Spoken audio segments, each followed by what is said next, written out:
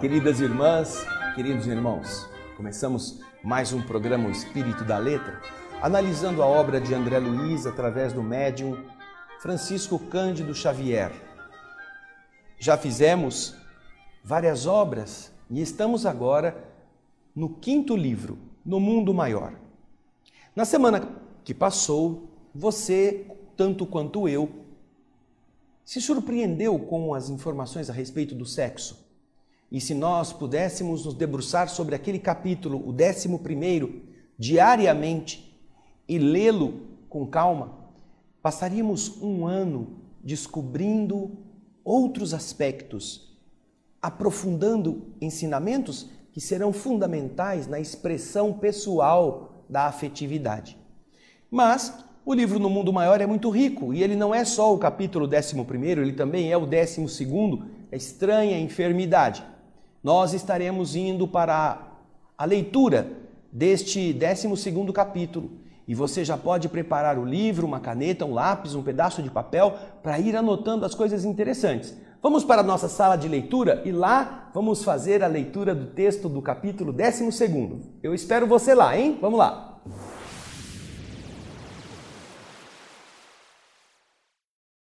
Então, agora que você já está com o texto, pense nas coisas interessantes que este capítulo vai trazer com base em lembranças, em consciência de culpa, tudo isso, aquilo que Jesus pede que a gente medite quando vai fazer alguma coisa na terra. Então André Luiz começa dizendo, acompanhando o abnegado irmão dos sofredores, que era Calderaro, penetrei confortável residência, onde ele, Calderaro, me conduziu imediatamente à presença de um nobre cavalheiro em repouso. Achamo-nos em elegante aposento, decorado com as cores douradas em ouro velho. Magnífico tapete completava a graça do ambiente, exibindo caprichosos arabescos, caprichosos desenhos ao estilo muçulmano, que se harmonizavam com os desenhos que estavam no teto. Deitado, esticado, num divã, o enfermo que visitávamos mergulhava-se, engolfava-se em profunda meditação. Ao lado dele, uma humilde entidade do mundo espiritual, como que estava nos esperando. Aproximou-se e cumprimentou-nos de maneira gentil. Diante das fraternas perguntas e interpelações de Calderaro, ela respondeu solícita. Fabrício vai melhorando. No entanto, continuam os fenômenos de angústia. Tem estado inquieto, aflito, disse ela. O orientador lançou expressivo olhar endereçado ao doente e insistiu. Ele ainda mantém o autodomínio? Não se abandonou totalmente às impressões destrutivas? Ele ainda está se controlando? A interlocutora, revelando contentamento, informou. A divina misericórdia não tem faltado.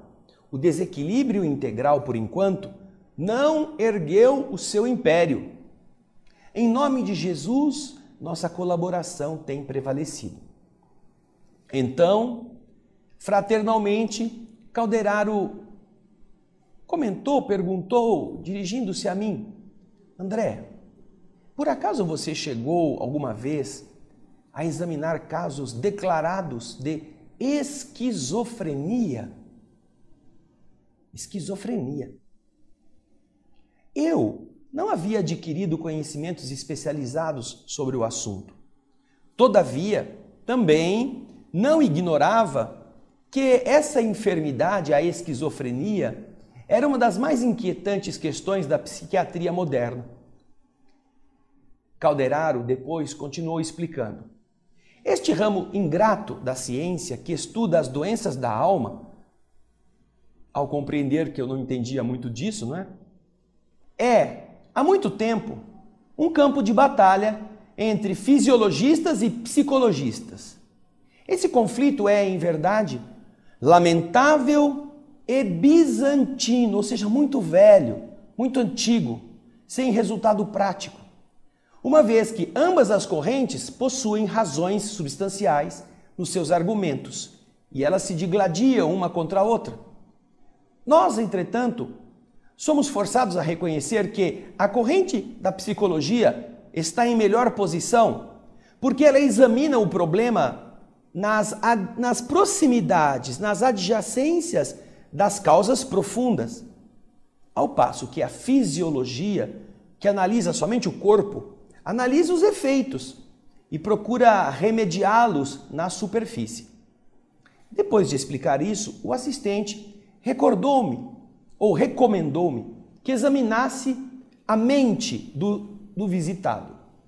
Eu então auscultei-lhe, fui como um médico consultar o seu íntimo, ficando espantado, alarmado com as inquietudes que estavam povoando o seu ser interior.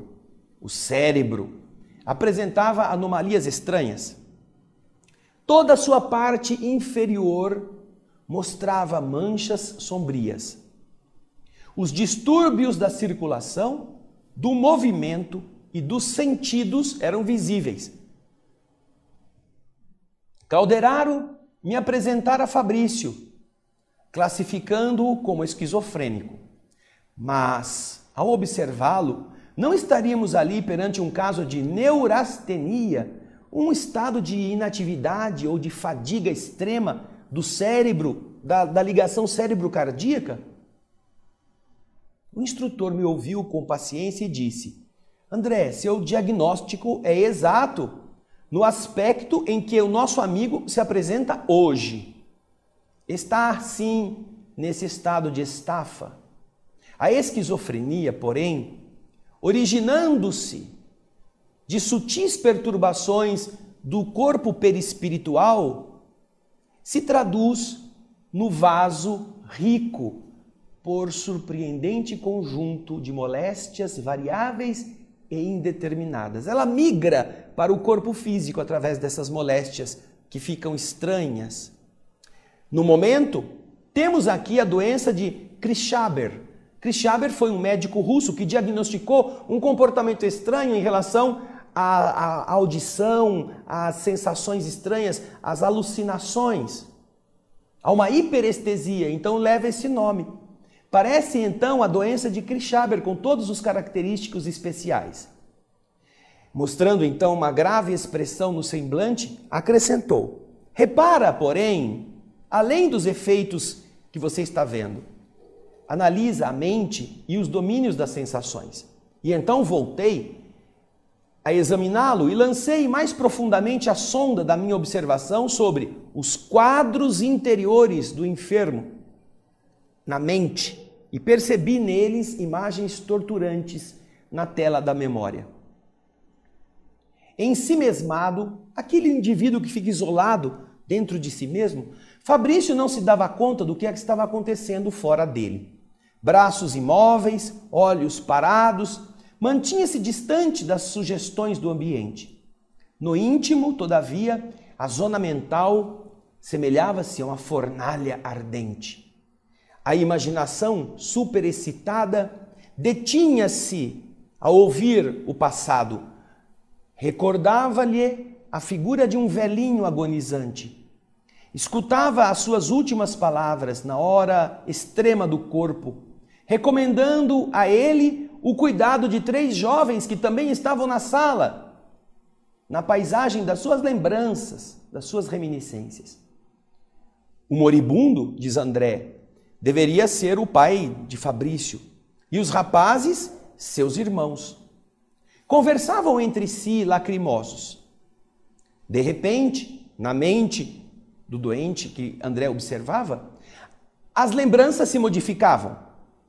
O velho, o ancião e os jovens pareciam revoltados contra ele, acusando-o. Chamavam-no pelo nome com descaridosas designações, xingavam-no. O doente ouvia as vozes internas, ansioso, amargurado. Desejava desfazer-se do passado, pagaria pelo esquecimento qualquer preço. Sonhava em fugir de si próprio, mas em vão. sempre as mesmas recordações atrozes, vergastando-lhe, chicoteando-lhe a consciência. Esta é a descrição que André Luiz faz de Fabrício. Ele estava com todas as atitudes de alguém enfermado por aquela enfermidade do médico húngaro, Krishábi, que era uma hiperexcitação, capaz de ouvir vozes, ver vultos e que, portanto, é diagnosticada como uma doença de levar a pessoa ao desequilíbrio dos nervos, a chamada esquizofrenia. Mas, na verdade, o cérebro estava deteriorado porque a mente de Fabrício estava presa a certas lembranças amargas. Primeiro, um velho doente, 3 jovens junto com ele, o quarto na sala. Depois, já o velho desencarnado e os jovens também em uma outra situação, xingando, e ele queria esquecer, ele sofrendo com essa situação. Por que será, não? Na primeira parte, neste primeiro bloco, nós vimos o perfil que explica a condição física daquele homem, inerte, entregue. Na sequência, e por isso nós não vamos demorar, na sequência nós vamos voltar, já aqui mesmo na sala de leitura, para acompanhar o que está acontecendo. Vamos entender por que essa é uma estranha enfermidade e como que nós deveríamos tratar dessas questões. E como isso está envolvendo o nosso funcionamento cerebral. Mas daqui a pouquinho a gente vai ver isso. Eu aguardo você.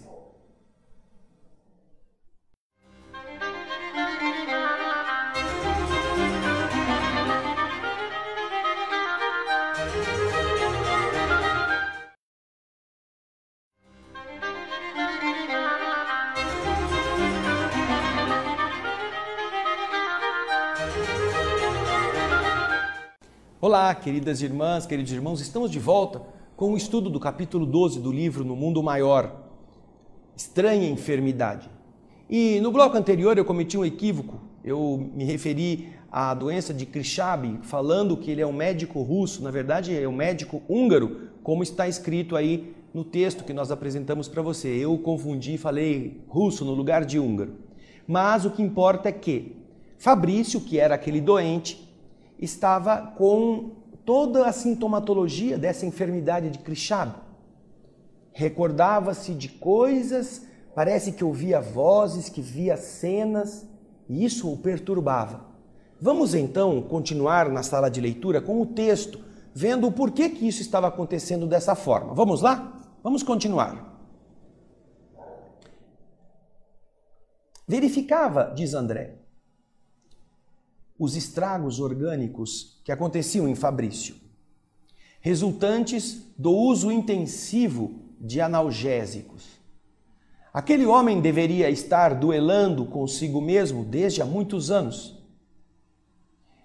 Eu estava no exame da situação quando uma senhora idosa surgiu no aposento tentando chamá-lo à realidade. E ela disse: Fabrício, vamos, não se alimenta hoje? O interpelado vagueou o olhar pela sala, esboçou uma resposta negativa sem palavras e permaneceu na mesma posição. A senhora, a matrona, insistiu afável, mas não conseguiu tirá-lo daquela negativa. E porque ela prosseguisse atenciosa, buscando dar a ele um caldo, uma sopa, o enfermo levantou-se de súbito, como se houvesse repentinamente enlouquecido. Esbravejou expressões inconvenientes e ingratas. Vermelho de raiva, repeliu o oferecimento, surpreendendo-me pela crise de nervos destrambelhados. A esposa regressou ao interior da casa enxugando os olhos, enquanto o calderário me esclarecia comovido.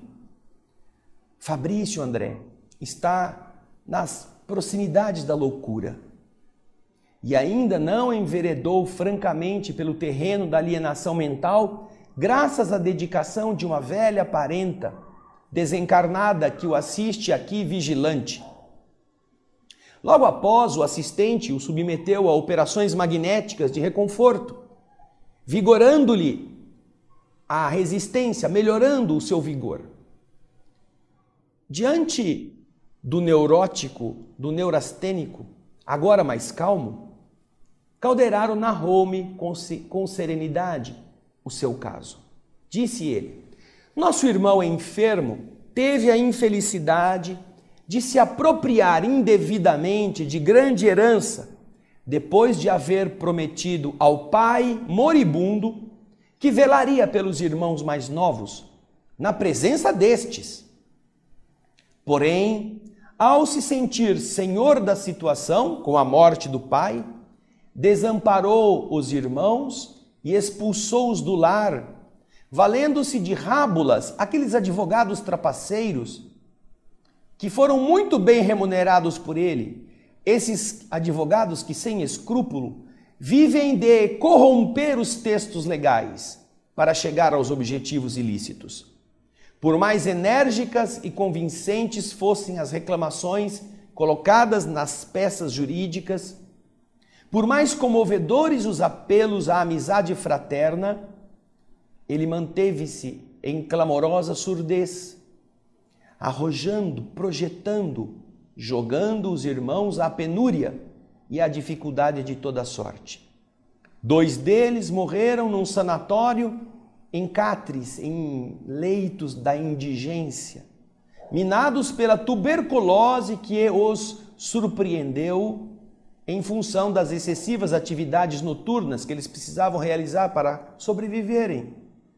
E o outro desencarnou em míseras condições de infortúnio, relegado ao abandono, antes dos 30 anos, vítima de profunda avitaminose, de profunda anemia, consequente da subalimentação a que fora forçado.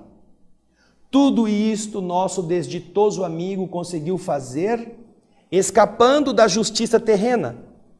Entretanto, não pôde eliminar dos escaninhos, dos compartimentos da consciência, os resquícios do mal praticado. Os remanescentes do crime são guardados em sua organização mental como carvões em paisagem denegrida após um incêndio devastador.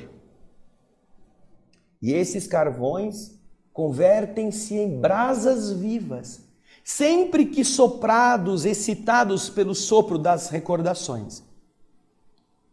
O mau filho e perverso irmão, enquanto dono de vastos patrimônios, sobretudo da resistência que a virilidade do corpo lhe permitia, da juventude, da saúde, ele conseguia fugir de si próprio, sem grandes dificuldades.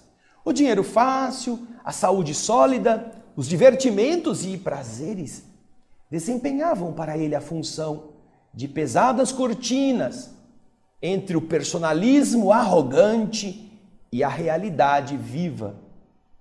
Entretanto, o tempo desgastou o seu aparelho físico e consumiu a maioria das ilusões. Pouco a pouco, voltou a encontrar a si mesmo. Na viagem de volta ao próprio eu, viu-se, porém, sozinho com as lembranças de que ele não conseguia limpar-se. Em vão, debalde, intentou descobrir o bom ânimo e o bem-estar. E estes 2 fugiam dele. Impossível era concentrar-se no próprio ser, sem ouvir o pai e os irmãos acusando-o, repreendendo-lhe a vileza, a mesquinhez. A mente atormentada não achava refúgio em que se consolasse. Se ele lembrava o passado lhe exigia reparação. Se ele buscava o presente, não conseguia tranquilidade para se manter no trabalho sadio. E quando tentava erguer-se a um plano superior, veja aí os 3 níveis, né? Passado, presente e o plano superior, desejoso de orar ao Altíssimo, era surpreendido ainda aí por dolorosas advertências no sentido de inadiável correção da falta cometida. Antes de rezar, vá reparar o mal. Então, nesse estado espiritual, ele se interessou, mas já tarde demais, pelo destino dos seus irmãos. As informações conseguidas não lhe deixavam a oportunidade para o pagamento da dívida moral de imediato. Todos haviam morrido, antecedendo na grande jornada do túmulo.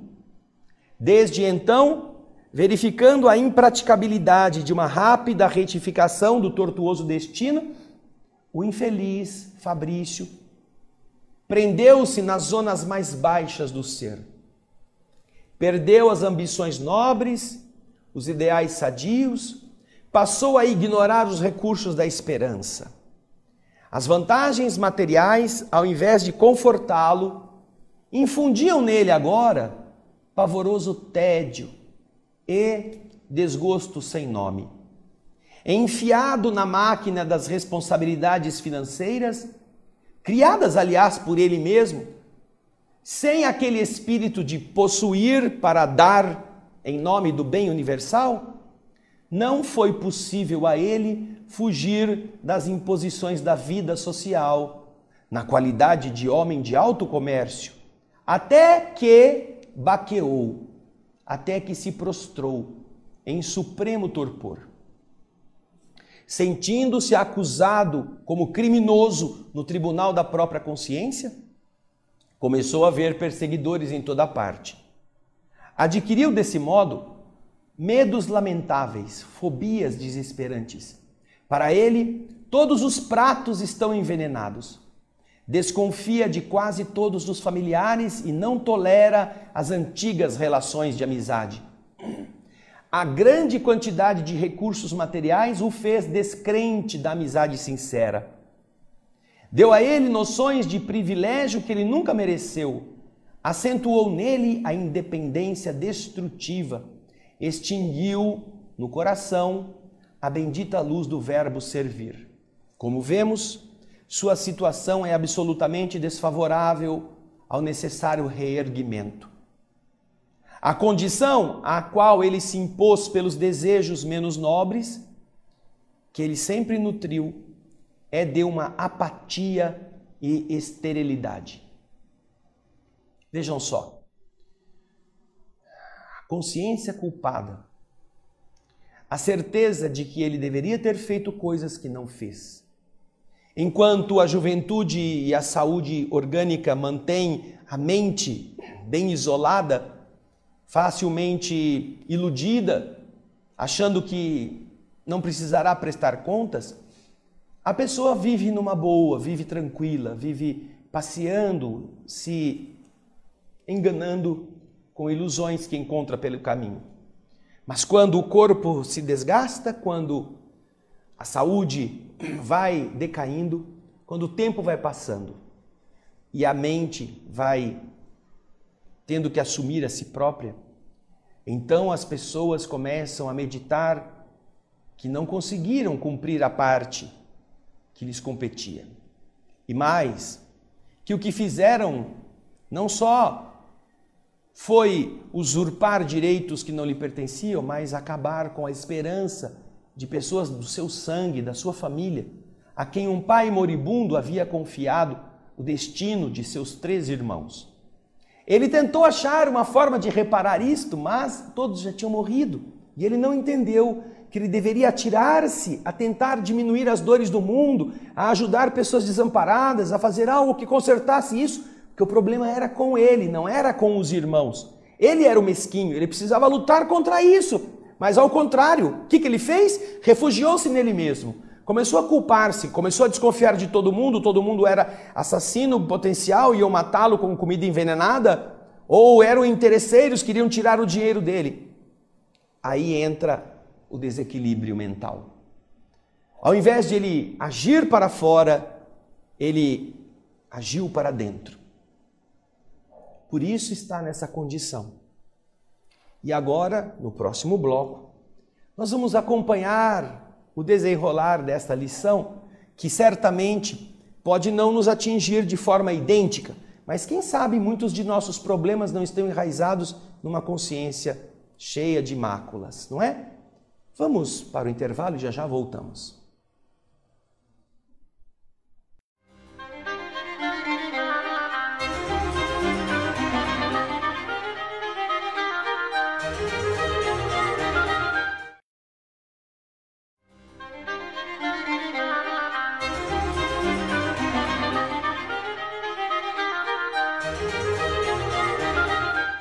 Olá, estamos de volta com o capítulo 12, Estranha Enfermidade, a esquizofrenia de Fabrício. Por que ele estava assim? Agora estamos começando a descobrir o complexo de culpa que atormenta e que faz em Fabrício ver coisas, ouvir vozes, sentir-se ameaçado. Naquilo que as pessoas classificam de esquizofrenia. Mas não terminamos as descobertas. Vamos continuar o texto agora e você vai ver o que Calderaro continua a explicar a respeito do cérebro. Vamos lá? A essa altura da narrativa, Calderaro apontou em particular o cérebro doente e explicou: o sistema nervoso que se liga ao cérebro, a essa câmara encefálica, através de processos indescritíveis na técnica da ciência dos homens, não é mais do que a representação de importante setor do organismo do perispírito, segundo nós acabamos de estudar. A mente falida de Fabrício, experimentando insistentes remorsos e aflitivas preocupações, intoxicou estes centros vitais com a incessante emissão de energias corruptoras. Consequentemente, verificou-se o que em boa psiquiatria poderíamos designar como lesão generalizada do sistema nervoso. Esse desastre atingiu, em primeiro lugar, as sedes das conquistas mais recentes da personalidade, isto é, as células e os estímulos mais jovens, que se localizam nos lobos frontais e no córtex motor, inutilizando temporariamente o nosso amigo para a meditação elevada e para o trabalho sadio, e obrigando-o a regredir no terreno espiritual para dentro de si mesmo, naquele terceiro nível do inconsciente. E é o que ele vai dizer aí. Com a mente estacionária agora, em plena região instintiva da individualidade, naquele bulbo. Lembra lá dos primeiros programas? No capítulo 3, capítulo 4? Estudando o cérebro, a casa mental? Aquela parte mais primitiva. Sediando-se ali, na região instintiva da individualidade, nosso doente ainda não se acha positivamente desequilibrado graças à contínua assistência do nosso plano. Graças ao apoio dos espíritos. E eu então, depois que Calderaro ficou quieto um pouquinho, ousei interrogar. Mas existe esperança de reequilíbrio para breve? E ele, de maneira significativa, disse que não. Não, André, absolutamente não. No caso dele, funcionariam em vão as terapêuticas que estão em uso. O espírito delinquente pode receber os mais variados gêneros de colaboração, mas será imperiosamente, necessariamente, deverá ser ele o médico de si próprio. A justiça divina exerce invariável ação, embora os homens não a identifiquem no mecanismo de suas relações normais, cotidianas. Os criminosos podem, por muito tempo, escapar ao corretivo da justiça do mundo. No entanto, mais cedo ou mais tarde, percorrerão, vaguearão perante os seus irmãos em humanidade, em baixo terreno espiritual, representado no quadro das aflições punitivas que eles próprios criaram. Para os familiares e amigos, Fabrício é um esquizofrênico, incapaz de resistir às aplicações do choque insulínico, uma terapêutica que faz com que as pessoas recebam insulina em uma quantidade maior para terem uma crise e acalmar os nervos. Ele não pode receber isso por quê? Porque tem o coração frágil e cansado. Mas para nós é um companheiro acidentado na ambição inferior. Ele era ambicioso, ele abandonou os seus irmãos e negou a promessa que fez ao pai por causa do dinheiro. E agora está curtindo os resultados amargos de seus propósitos de dominar egoisticamente na vida. E ao interromper a sua fala, diz André, eu comecei a pensar em algumas interrogações naturais no meu campo íntimo. Ora, se o doente não oferecia perspectivas de melhoras substanciais, o que nós estamos fazendo ali? Qual era o objetivo de nossa assistência? Por que nos demorarmos à frente de um caso insolúvel ou insolvível como aquele, pela impossibilidade de próximo reencontro entre o criminoso e suas vítimas?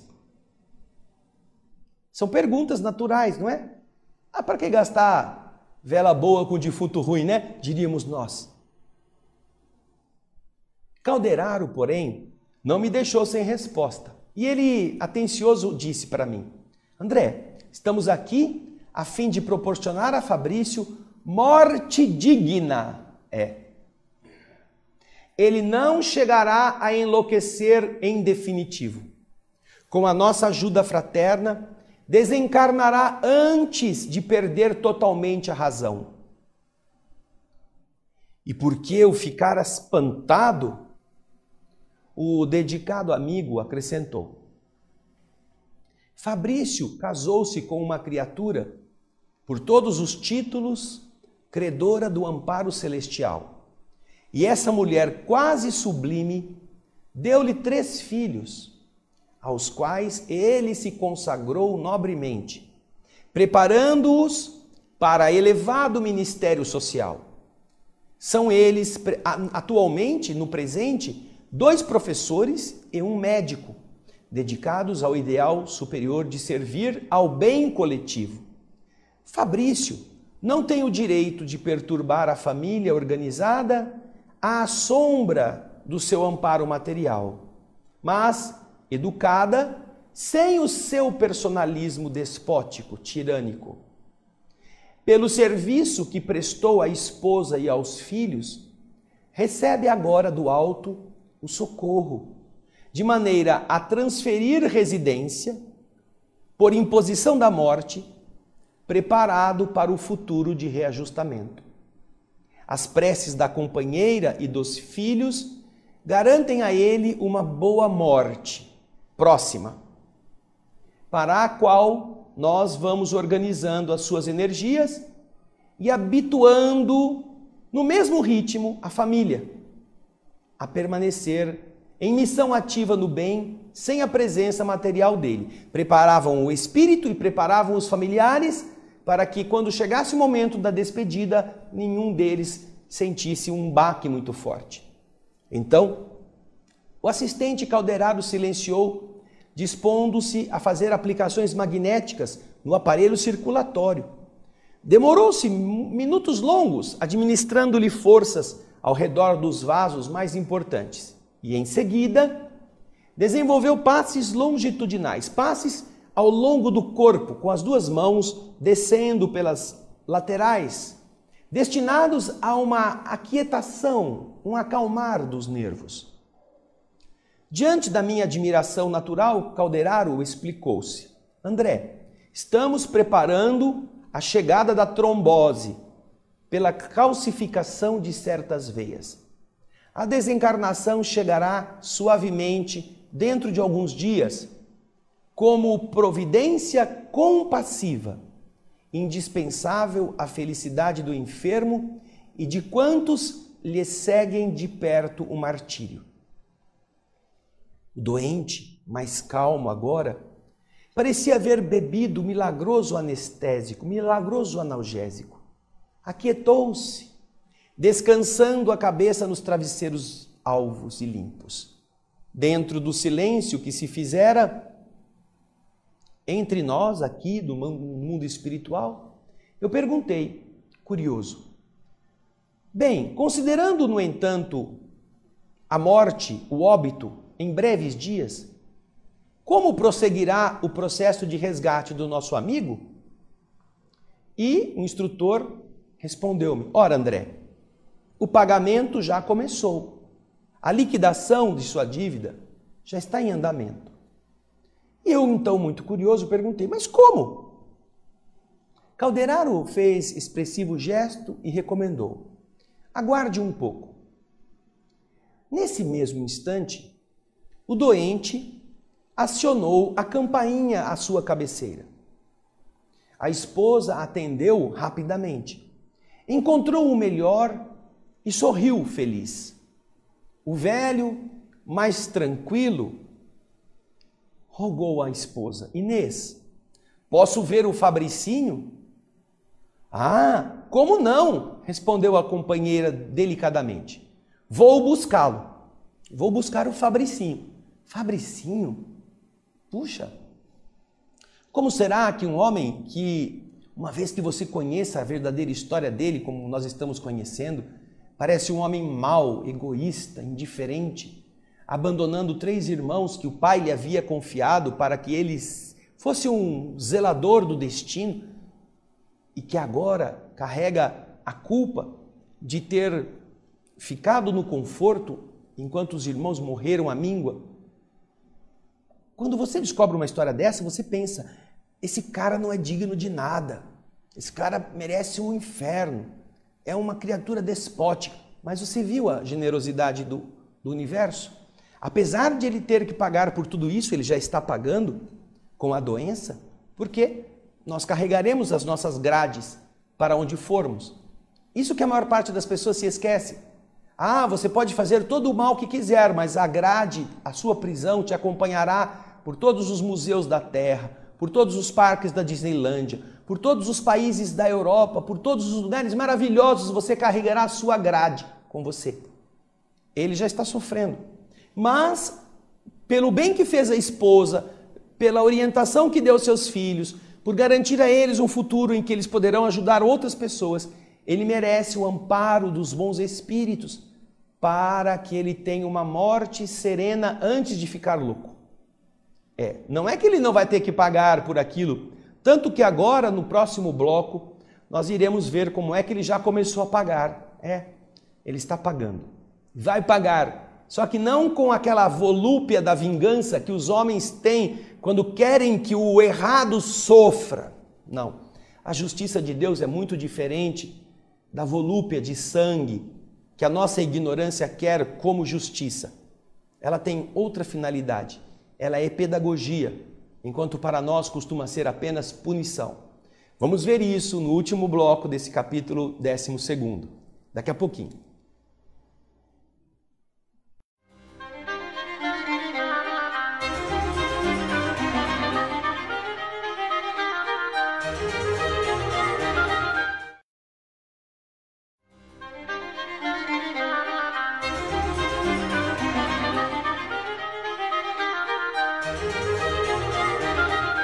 Estamos de volta para o último bloco do capítulo 12 do livro No Mundo Maior. Estranha enfermidade, a esquizofrenia, que, por pior que seja, envolve não apenas um problema biológico, envolve também um problema psicológico.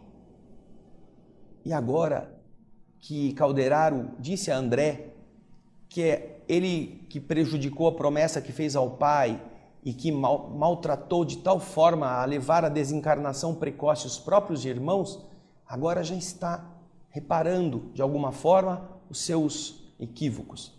E então, neste último bloco, nós vamos ver como é que ele está fazendo isso. Veja só a história que termina o capítulo 12, aí na tela. Em poucos minutos, a esposa Inês regressava trazendo um menino com seus 8 anos. O pequeno atirou-se nos braços esqueléticos do avô com extremado carinho e perguntou Está melhor, vovô? O doente olhou para ele enternecido, informando: estou melhor, meu filhinho. Por que você não veio de manhã? Ah, a vovó não deixou. E ele respondeu: sim, é verdade, eu não me estava bem. Então a Inês, a esposa, a avó da criança, retirou-se para deixá-los à vontade e ficou num canto, acompanhando a cena do outro lado da cortina. Avô e neto sentiram-se mais à vontade. Totalmente transfigurado com a presença do menino, nosso quase demente amigo suplicou: Fabricinho, eu desejo que você reze por mim. O pequeno não se fez de rogado. Ali mesmo, ajoelhou-se e disse, com muito respeito, a oração de Pai Nosso. Terminada a prece, de olhos úmidos, o doente pediu: Fabricinho, não se esqueça, meu filho, de orar por mim quando eu morrer.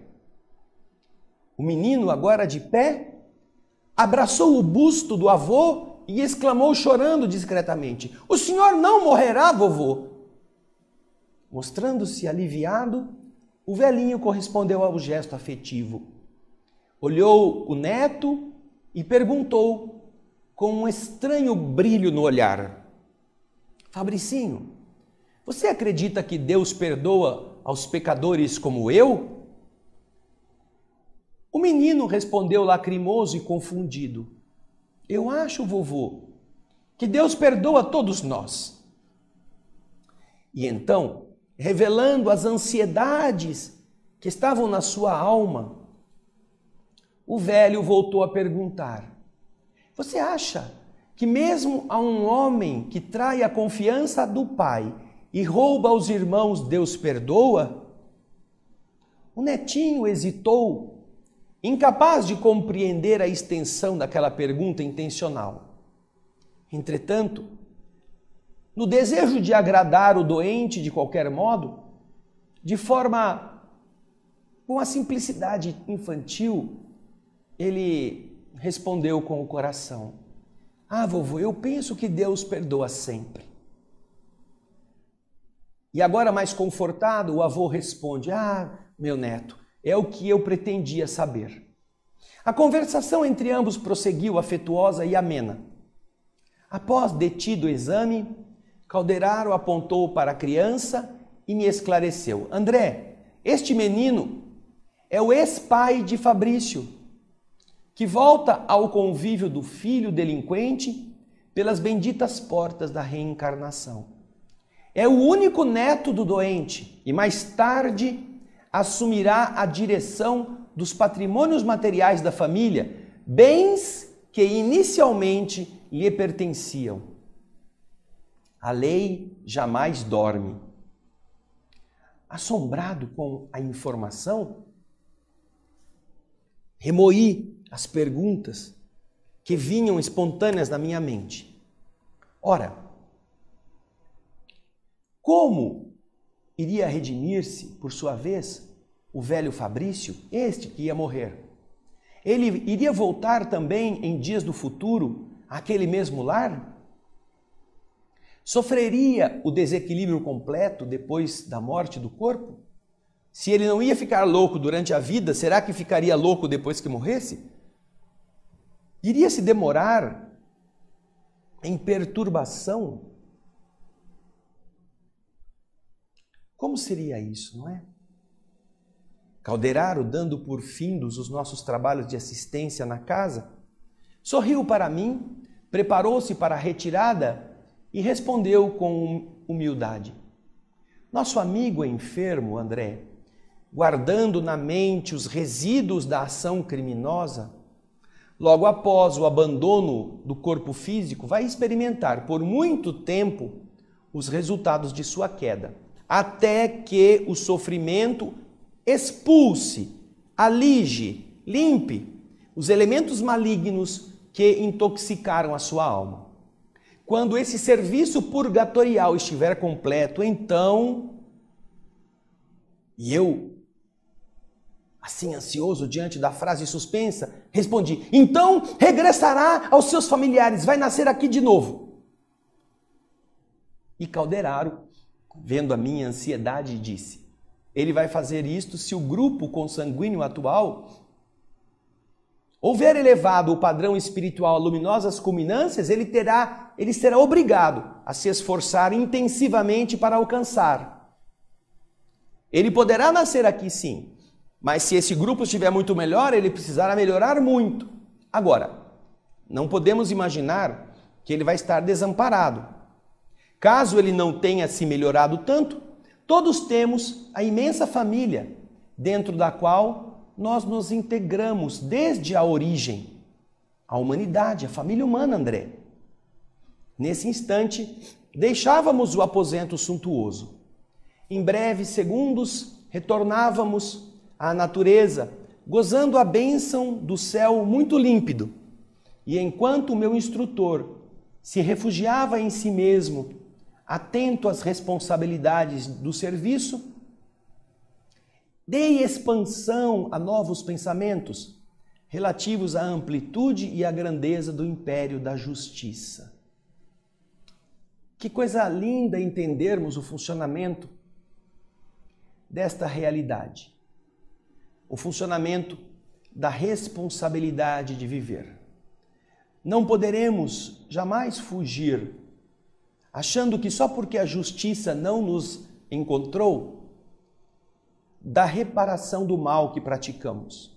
Em uma época onde todos estamos surpresos ao detectar erros morais de todos os tipos, em autoridades, em pessoas que lideram povos, em todas as nações da terra, imaginamos que eles devam pensar que valeu a pena.